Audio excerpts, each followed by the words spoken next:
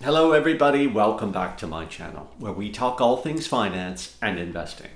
Today's video, I'm going to tackle the 3-fund portfolio strategy that was made famous by Jack Bogle, the founder of Vanguard funds that you probably have heard of wherever you're at. So that's the subject of today's video, 3-fund portfolio with Jack Bogle. Stick around to the end where I'll give you my idea on the 3-fund portfolio that I think would be maybe better, particularly if you're a UK investor. All right, so what is the 3-fund portfolio? Well, the 3-fund portfolio, as I mentioned, was put forward by Jack Bogle, the founder of Vanguard, and the whole idea was that simplicity beats all when it comes to investing, along with diversification, and you're good to go with just 3 funds. You can set it and forget it for the long term. No need to think about timing the market, jumping onto the next hottest meme stock, or the next hottest theme that's moving in the markets.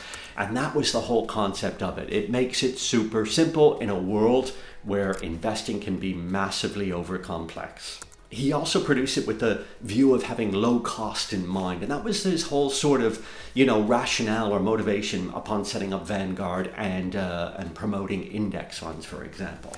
All right, so what were the funds that were mainly used for the 3-fund portfolio for Vanguard? And keep in mind at this stage, it's mainly aimed at US investors, but it can be replicated in the UK and no doubt wherever you're watching this video as well. So the first fund covers mainly your domestic equity exposure for US investors, and it was a Vanguard Total Stock Market Index Fund, ticker symbol VTI in the US. And the whole idea here was you would get massive diversification across the entire stock market universe in the USA alone. So therefore you'd be covered domestically in the US stock market through this one fund. But Jack Bogle also thought it was wise to have some international equity exposure as well, so you don't have so much of a home country bias. So the second fund in the 3-fund portfolio was the Vanguard International Stock Market Index Fund. And that is ticker symbol VXUS. And the idea with this, of course, was that in addition to having the US stock market exposure, you want to diversify a little bit and get some more global stocks. So that fund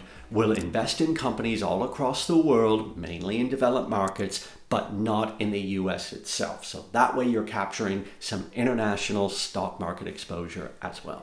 The third fund of the 3-fund portfolio was actually how you get exposure to fixed income products like bonds.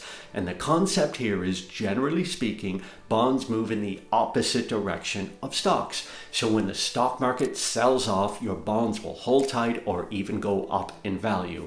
And that way you're increasing your diversification. So he suggested a total bond market fund with ticker symbol BND. So that was the original 3-fund portfolio, which is still very popular, particularly for residents of the US or people around the world who have access to those funds. And with that, you get a great diversification with US international stocks and then bonds as well. And you could sort of pick the asset allocation that's best for you. So for example, you might go 60% in the stock section, 60 in the US, 20 in international, and then another 20 in bonds, for example. And therefore you have 80% in stocks and 20% in bonds. And that's a pretty reasonable setup and a very easy way to get started. But it's not really available to people in the UK, Europe, and other countries around the world as well. Okay, so if you were in the UK, for example, and you wanted to replicate this specifically for your market, then there are a few funds that you can use to do that. The first one is an ETF put out by Spider, and the ticker symbol is FTAL. And with that, it's a FTSE all-share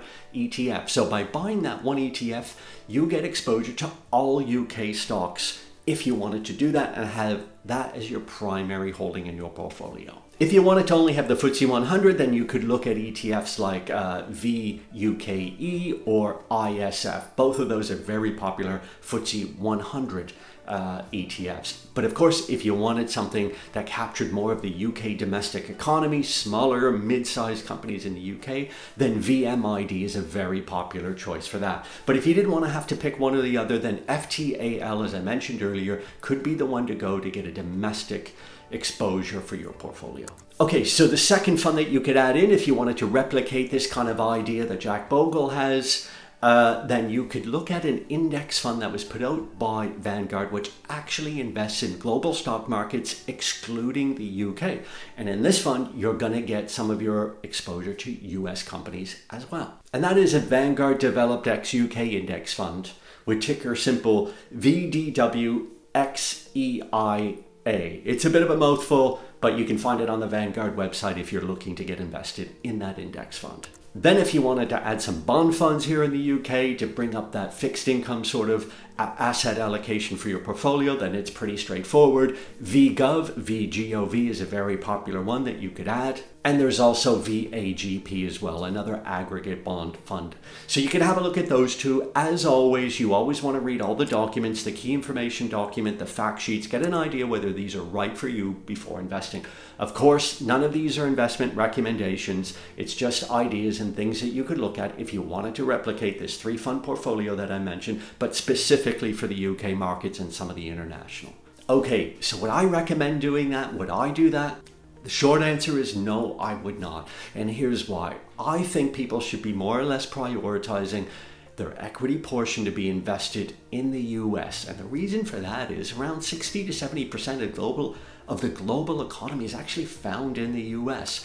And if you look at what's happened and has happened over the last 20, 30 years or so in and around the tech space, and if you think this is going to continue, particularly with things like AI, you probably want a higher exposure to that market. And the S&P 500, in my opinion, is the easiest, cheapest way to do that. So I think you would want to consider adding something like VUSA into a 3-fund portfolio here in the UK. Okay, so that would give you some exposure to the US, but now you would need another one that would give you some global exposure, not including the US. And there is an ETF put out by Xtrackers, which actually provides that. So it's Xtrackers MSCI ex-US World ETF. And that will give you exposure to markets like the UK, Germany, Japan, and others around the world. So by adding that one in, you now have a pretty good, well-diversified portfolio between US and developed markets around the world, ex-US. Now for the fixed income portion of the portfolio that I think you could do for a 3-fund portfolio, you can add in VGov, as I mentioned earlier, VGOV.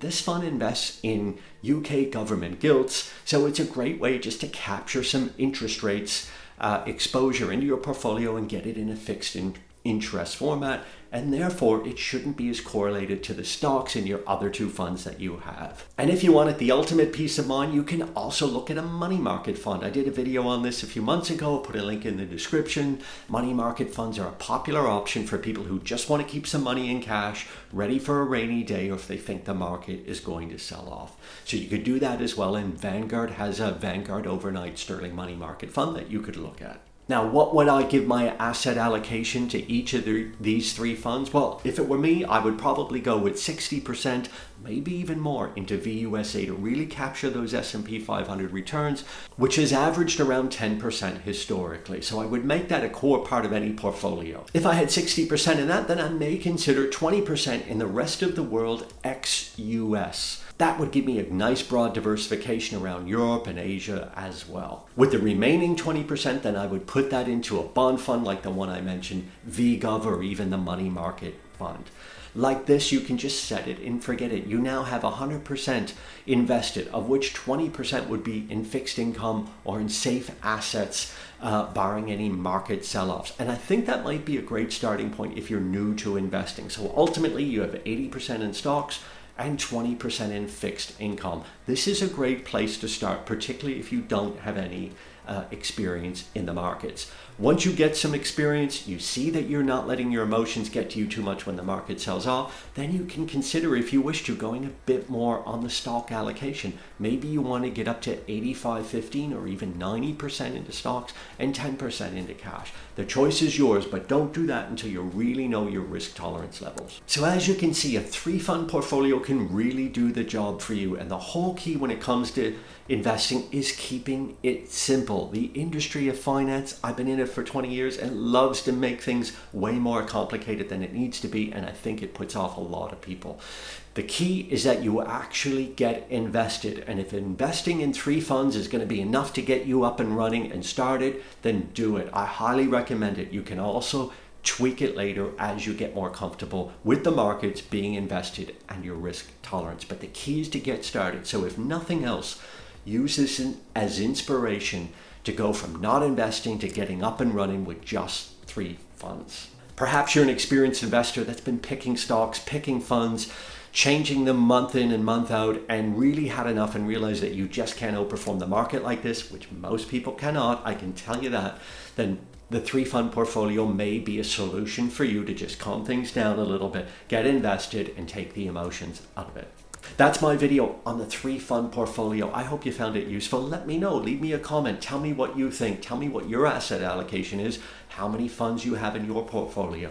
If you liked the video, click on that like button, subscribe to my channel if you haven't done so already. And if you want to know what's actually in my portfolio, not just my suggested 3 funds like I mentioned on this one, but what I have in my portfolio, keep in mind I've been at this for a while, but if you want to see that, I'll put a link to a video right up here. It's my 1 fund portfolio. Click on that. I'll see you over there. And as always, I wish you nothing but the best in your savings and investment journey.